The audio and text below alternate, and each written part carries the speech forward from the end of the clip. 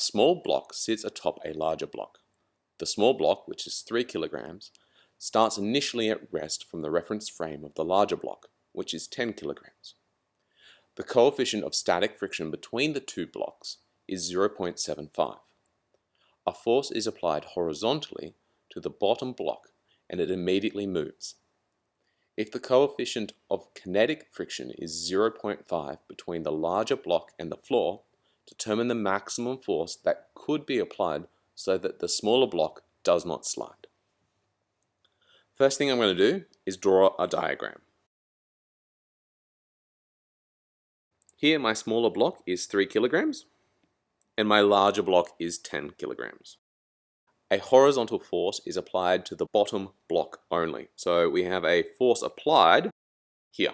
The bottom block moves immediately. This means that it is not going to experience any static friction. That also explains why we only have a kinetic friction value between the larger block and the floor. The first thing in this situation is I'm going to look at the top block. The top block is going to be our limiting component in this.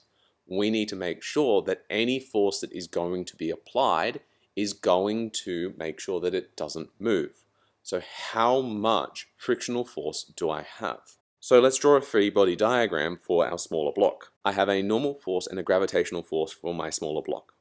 As the force is applied to the lower block, if the smaller block was to remain stationary, as in there was no friction to hold it in place, as the bottom block moves, it would stay and it would slide backwards. So the friction is actually going to be pushing it in the same direction as the force applied. Now I'm going to sum the forces in the X and in the Y. It's not moving up and down, it is only going to be moving horizontally. So when I sum the forces in the Y, it should be equal to 0.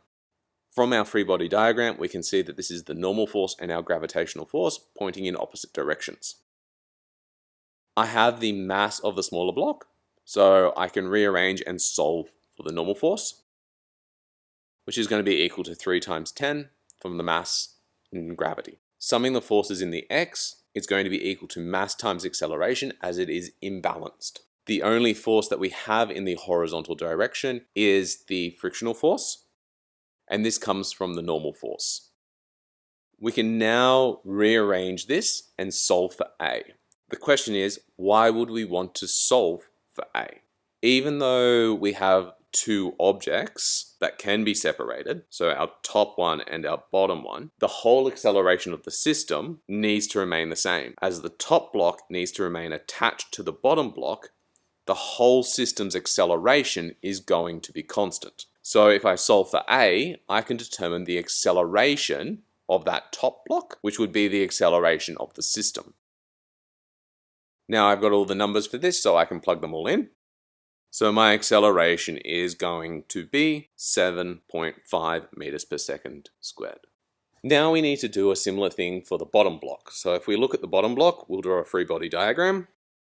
So for our larger block, we have all of these values where we have a frictional force, a normal force, a gravitational force, and a force applied that is sitting on the floor. So therefore, all of this mass is now pressing down, and therefore all of it would be not going into the floor, so they would be balanced. So the sum of the forces in our Y is still going to be equal to 0, which is going to be our gravitational forces as well as our normal force, pointing in opposite directions. We can then solve for the normal force as we know that the mass and gravity. It is going to be the complete mass because the smaller block is sitting on the larger block. We have the smaller block's mass added to the larger block, thus increasing the total mass to 13 kilos.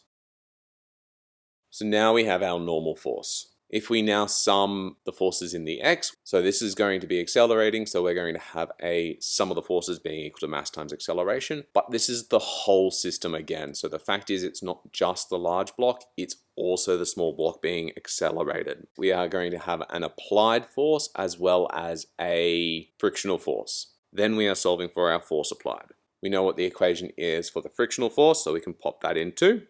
We have all these values. We have the total mass of the system, we have the acceleration that the objects can be moved at, the coefficient of friction between the floor and the large block, as well as the normal force being applied from the floor to the block, which gets us the 162.5 newtons. So this is the largest amount of force that we can apply to the block so that the smaller block on top does not move.